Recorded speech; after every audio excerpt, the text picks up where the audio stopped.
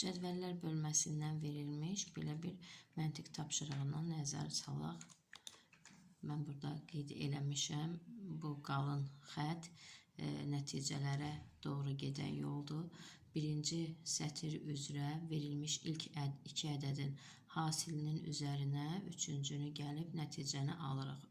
3 dəfə 8-in 24, 24-ün üzərinə 3 gələriksə 27 edir. 7 dəfə 4-ün 28, 28-in üzərinə 5 gələriksə 33 edir. K-nı tapmaq üçün 6 dəfə 3-ün 18, 18-in üzərinə 7 gəlsək cavab edir 25.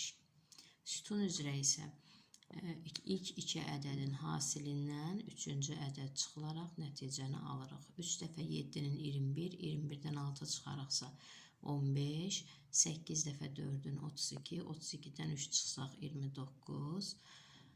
El hərfinin yerində 3 dəfə 5-in 15, 15-dən 7 çıxarıqsa 8 edir. Və bizdən K ilə elin cəmini soruşur. Yəni 25 üstəgəl 8, 33 edir.